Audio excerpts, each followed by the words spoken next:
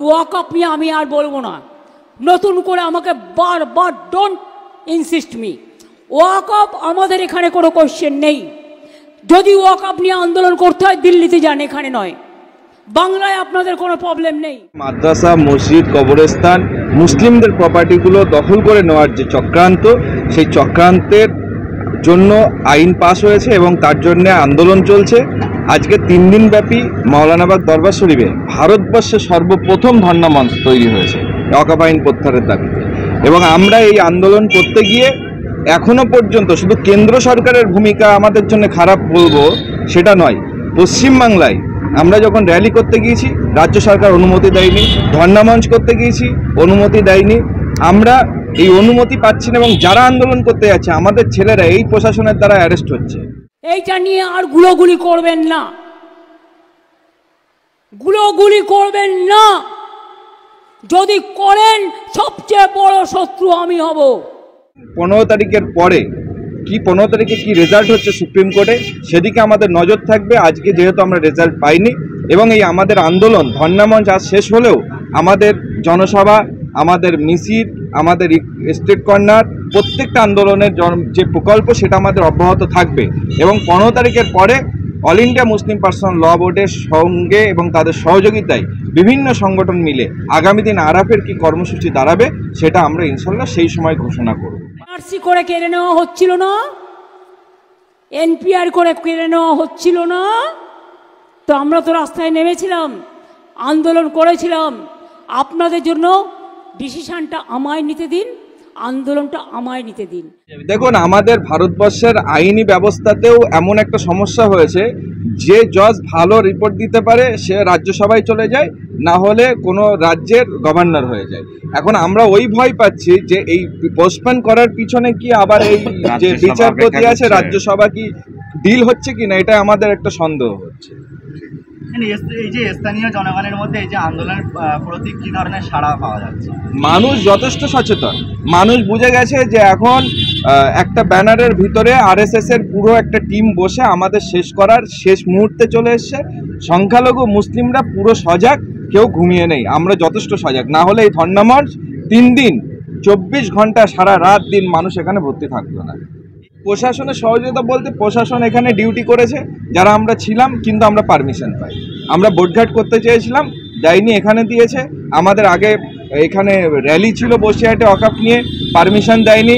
আমরা বলেছিলাম রামনবমীতে বড় বড় তরোয়ার নিয়ে লাফাতে লাফাতে মাজারের সামনে, মসজিদের সামনে ড্যান্স করা হয়, তরোয়ার ঘোরানো হয়, তখন রাজ্য প্রশাসন এখানে 1 সপ্তাহ আগে, আমরা যেদিন পারমিশন চাইছি তার 1 সপ্তাহ 10 দিন আগে রামনবমীর মিছিল হয়েছে। প্রচুর বড় বড় তলোয়ার, বিশাল নাচ গান, জয় শ্রীরামের ধ্বনি, এবং সেটা মাজারের সামনে প্রায় 1 ঘন্টা দাঁড়িয়ে সেটা হয়েছে। এবং প্রশাসন মাজারের এখানে পুরো সিল করে দাঁড়িয়েছিল। সেই অনুমোদন হতে এখানেই সেই অনুমোদন হতে পারে। আর আমরা টুপি মাথায় দিয়ে আমরা শান্তিপূর্ণ আন্দোলনে একটা র্যালি করব। রাজ্য প্রশাসনের এসপি, আইসি এবং যারা আছে তারা বললো এটা আমরা করতে দিতে পারবো না, কেননা হলে রাজ্যে দাঙ্গা লেগে যাবে। আমাদের এই কথা বলা হলো। তাহলে আমরা কি সাম্প্রদায়িকতা সৃষ্টি করি এবং নাকি এটা কেন্দ্র সরকারের সঙ্গে সুর মিলিয়ে নরেন্দ্র মোদী যখন রাম মন্দির করবে, আমি জগন্নাথ মন্দির করব। পশ্চিমবাংলার মানুষ, মুসলিমরা এখানে মনে হয় রয়্যালিটি দেয় না, ইনকাম ট্যাক্স দেয় না, দীঘাতে শুধু হিন্দুরা বেড়াতে যায়, জগন্নাথ মন্দির করতে হবে, একটা মসজিদ করা যাবে না। পশ্চিমবাংলায় যখন আমরা দেখেছি আমরা রাজনীতি করছি না, আমরা অরাজনৈতিক সংগঠন, কিন্তু মেরুকরণের রাজনীতিটা কেউ করবেন না, সে যে সরকারি হোক। আমাদের দরদ দেখাচ্ছেন মুখ্যমন্ত্রী, আইন পাস হয়েছে, আজকে উনি বলছেন এখানে হতে দেব না। এই আইন যদি না যায়, উনি আজ আসে কাল থাকবে না, পরে যে আসবে তারা আমাদের কাছ থেকে এই আইন দেখে সব নিয়ে নেবে। আজকে পশ্চিমবাংলায় উনি যখন পুজো হচ্ছে ক্লাবে ক্লাবে টাকা দিচ্ছে 1 লাখ। আজকে আমাদের কি পশ্চিমবাংলায় আমরা মানুষ না, না ভারতবর্ষের নাগরিক না? আমাদের ঈদের সময় কেন ঈদগাহগুলোতে উনি টাকা দেন না 50,000 করে, যে সাজিয়ে আপনারা ভালো করে ঈদ করুন? তাহলে শুধুমাত্র সমীকরণের রাজনীতি, ধর্ম মেরুকরণের রাজনীতি শুধু কেন্দ্র সরকার করছে আমি বলবো না, এই ভূমিকা রাজ্য সরকারেরও আছে। তাই আমরা তাকে বলতে চাই, আপনি যেমন আমাদের সহানুভূতি দেখান, আমরাও দেখাবো। কিন্তু এই আন্দোলন করতে গিয়ে তামিলনাড়ু, পাঞ্জাব গভর্নমেন্ট যেমন কৃষকদেরকে অর্থ দিয়ে, জায়গা দিয়ে আন্দোলনের রূপরেখা দিল্লিতে করার সুযোগ করে দিয়েছে, আপনি দিল্লি যেতে বলছেন, 100 দিনের আন্দোলন এখানে করছেন, ওষুধের মূল্যবৃদ্ধি আন্দোলন এখানে করছেন, আর মুসলমানদের যখন কবর স্থান কাটছে এত দরদ দেখান তখন আন্দোলন দিল্লি যেতে হবে। তাহলে আপনি অ্যারেঞ্জমেন্ট করে দিন, প্রশাসনিকভাবে ঘোষণা দিন যে আমরা আন্দোলনের জন্য সমস্ত থাকা খাওয়ার ব্যবস্থা করব।